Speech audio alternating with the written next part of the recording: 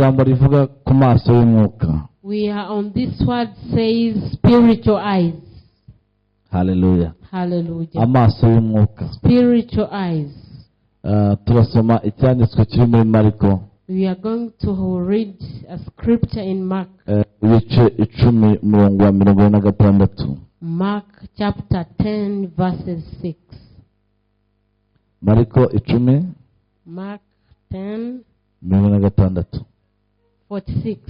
Nuko bagera i Yeriko, akivana Yeriko n'abigishwa be n'abantu benshi, asanga umwana wa Timayo witwaga Bartimayo, umusozi w'umwicaye iruhande rw'inzira. Yumvise ko Yesu w'i Nazareti uje, ahera ko ataka cyane ati, Yesu mwene mbabarira. Abantu benshi baramucyaha ngo ahore, ariko arushaho gutaka ati, mwene Dawidi mbabarira. Yesu arahagarara arababwira ati, nimumuhamagare. Bahamagara impumyi barabwira bati, humura haguruka araguhamagara. Nayo ita umwenda wayo irabaduka yegera Yesu. Yesu arabaza ati, urifuza ko nkugira nte? Iyo mpumyi iramubwira iti, mwigisha ndashaka guhumuka. Yesu arabwira ati, igendere kwizera kwawe kuragukije. Uwo mwanya arahumuka. Hallelujah. Duhe Imana icyubahiro. Hallelujah. Let us give him glory.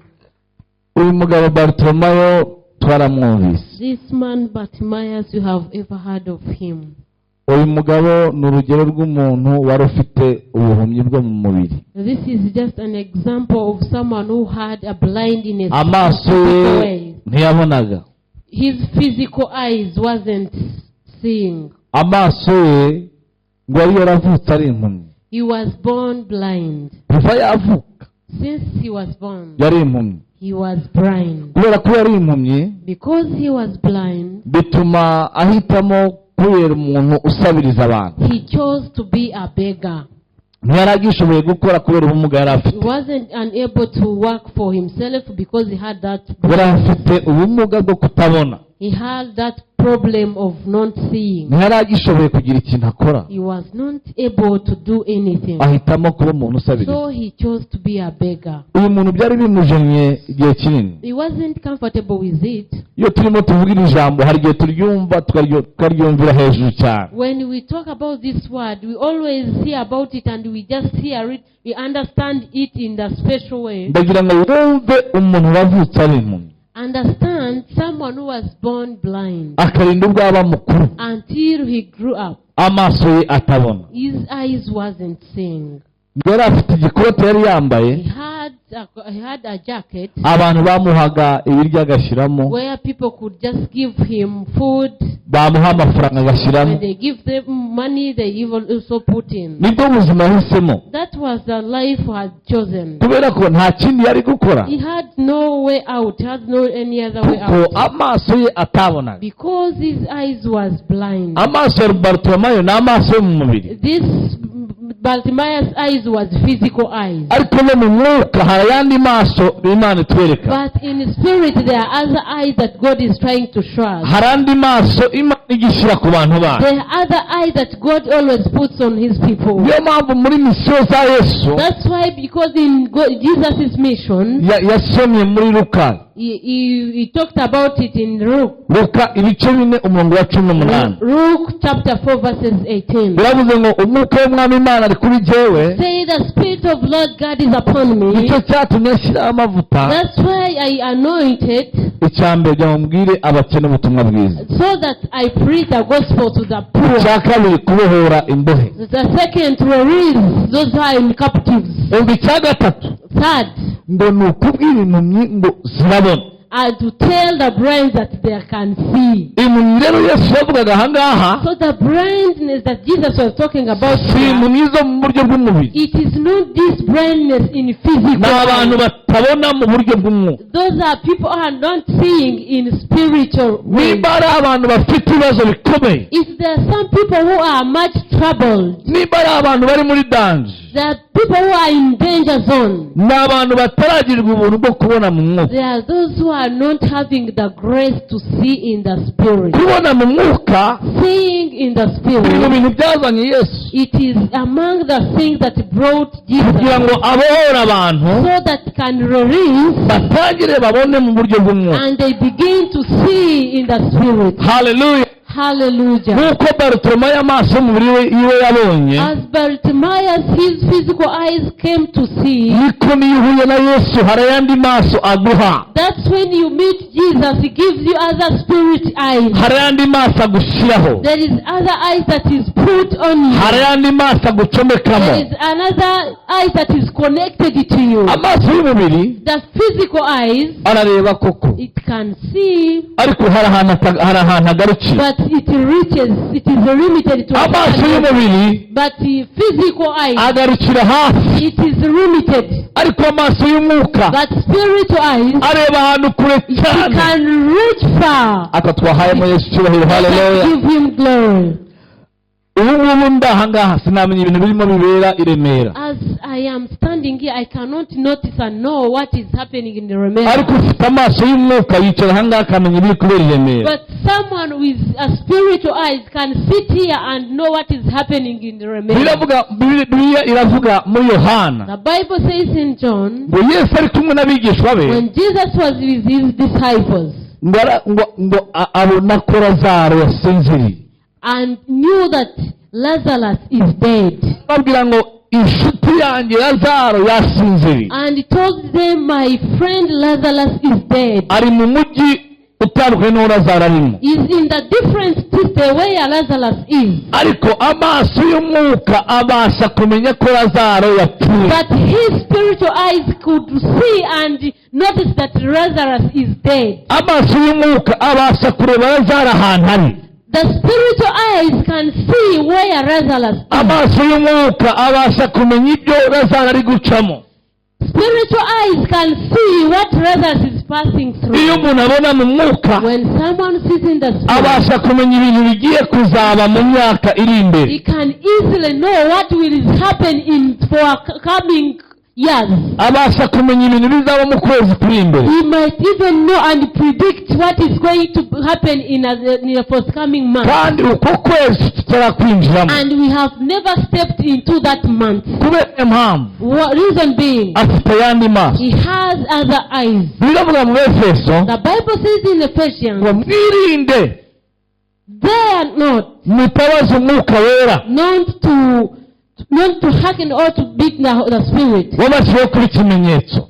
which has put you to be a sign or a symbol. Ahangaha Bibiliya igaragaje umwuka wera nk'umuntu. Here, the Bible can try to show the Holy Spirit as a person. Umwuka wera ashobora kwishima, The Spirit can rejoice. ashobora kubabara, It can also be put to anger. afite amaboko, He has arms. afite amaguru, He has legs. afite amatwi, He has ears. afite n'amaso. He has also eyes.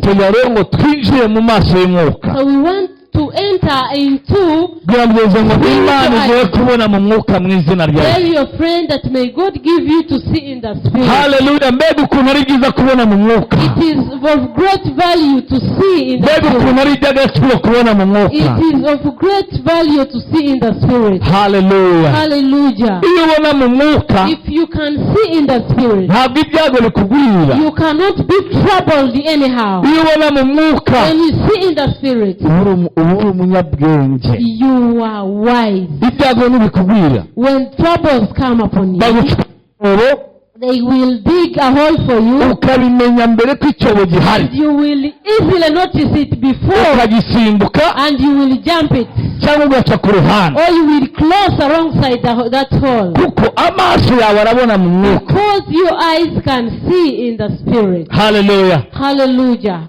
Ijambo rivuga ngo Elisa The word said that Elijah, yajyaga amenya he could easily know iby'ingabo z'Abasiriya barimo bategura. what the Syrians were preparing. Bagategura urugamba, They could always prepare for a battle, bagategura uburyo bagiye kubarwanya. and they prepare how they are going to fight them. Akabwira intwari n'ingabo z'iwabo akazibwira ngo nimugende mushyire imipaka aho abanzi bacu bari. And tell their soldiers, go and put barriers where our enemies are.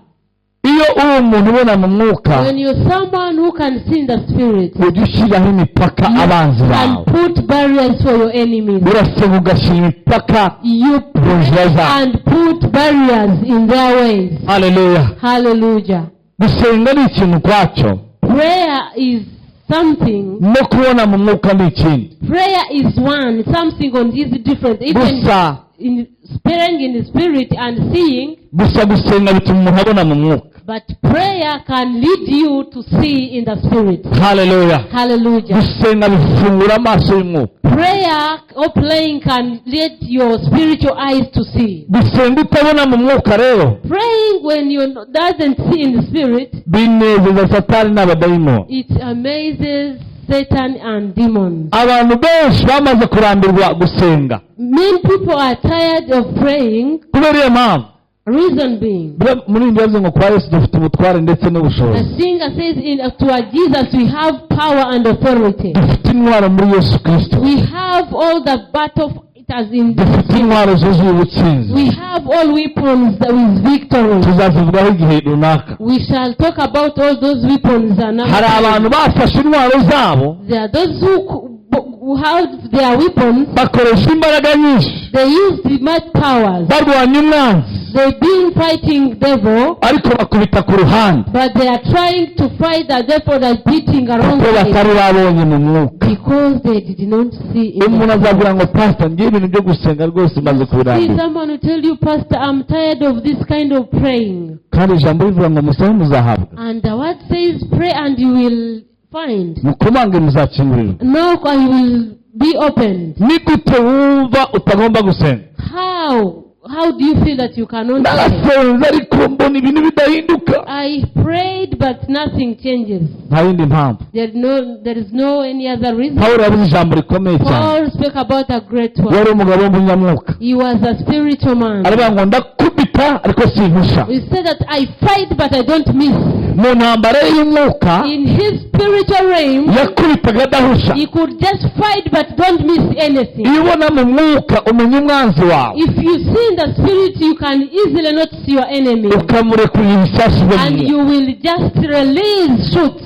Impamvu abantu bananirwa ni iyi. The reason why people fail, Hari igihe umwanzi agukubita ibumoso, there is an enemy comes to your left ugahita ujya kurwanira iburyo. and you go to your right side. Kandi And buryo ubimenya when you know ko umwanzi ahagaze ibumoso, that your enemy is standing left, wari bumukubita akiruka, you could stand and fight him and run ariko away. ntiwabimenye. But you did not know. Ariko numenya aho umwanzi wawe ari, If you really know that where your enemy is ukamubona, and you see him, uzambirukana ngende mu izina rya you Yesu. will chase him and go in the name of Jesus. Biravuga ngo nukurira murwanye Satani nawe The azabahunga. Bible says that fight the devil, he will run out of you. Mwegera Imana izagira gute? Izabegera. Draw closer to God, he will also draw near to you. Satani ntabwo bamuhunga, baramurwanya. You cannot just run out of the devil, you have to fight him. Iyo ubona mu mwuka rero, If you can see in the spirit, umenya uburyo ukubita umwanzi you wawe. know how you can fight your enemy. Haleluya. Hallelujah. Kubona mu mwuka Seeing in the spirit, ni zimwe mu ntwaro zikomeye Imana yahaye itorero. it is one of the greatest weapons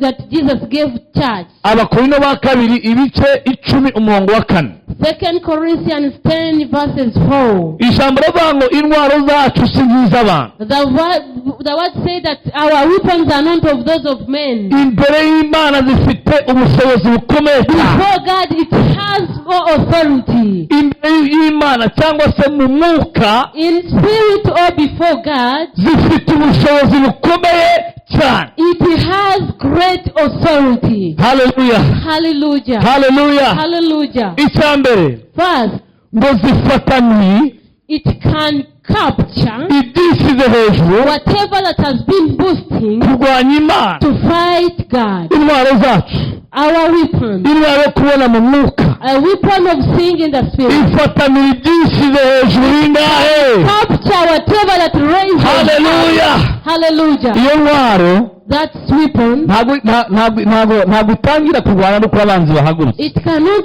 start fighting when your enemies has risen. iyo batekereje gusa When they just thought of, ngo dufatanira ibitekerezo we can capture whatever is being planned for. ibitekerezo byose Whatever has been thought of, tukabigomora Kristo. and we turn it unto Jesus. Umuntu ubona mwuka ntabwo avanga iyo mbimenya. Whoever who can see in the spirit cannot regret it, that way. Had I known. Amenya ibihe. He knows seasons. Bivuga ngo hari ibihe byo gusenga. There is a times of prayer. Hallelujah. Hari n'ibihe byo gushima. There is also times of thanksgiving. Hari ibihe biratandukanye. Seasons changes. Iyo umuntu afite amaso y'umwuka, when you have spiritual eyes, ikiburanga amenya ibihe. What identifies him, he knows seasons. Hari igihe ujya muri anniversaire. There are times you go in birthday parties. Cyangwa se n'indi minsi mikuru itandukanye. Or other parties, different parties. Cyangwa ukishimisha mu buryo butandukanye. Or you can rejoice and icyo gihe kibaho. That time was coming. Ariko hari n'ikindi gihe Imana igusaba. But there is other time that God requests you. Ko muri ibyo bihe ugomba kuba uri mu masengesho. That in those times you can go into prayer. Ugomba kuba wirije. You can be in fasting and praying. Ibyo byose bigenda bizamurwa n'amaso y'Imana. All those are being boosted and strengthened by spiritual. Hallelujah. Hallelujah. Hagarara i Yerusalemu. Stand in Jerusalem. Hagarara ku musozi w'Imana. Stand on the mountain of God. Aho utegereza. Where you can wait. Imana igahura nawe. And God will meet you. Wakomeye Yesu amashyi ukwambara izo mbaraga. Can you praise and shout? Nimba ufashijwe n'inyigisho kanda aho hasi kuri subscribe ujye ugezwaho ijambo rya buri munsi na Prophet Claude.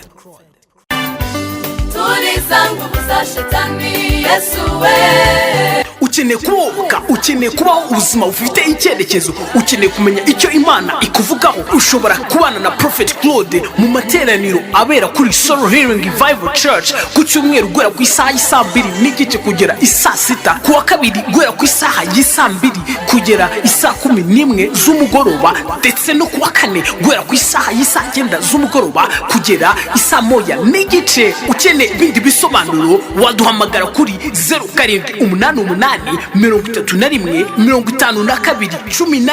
Gwino uhabwe imigisha ari nako wakira kubohoka, utibagiwe kandi no kumenya icyo Imana igushakaho.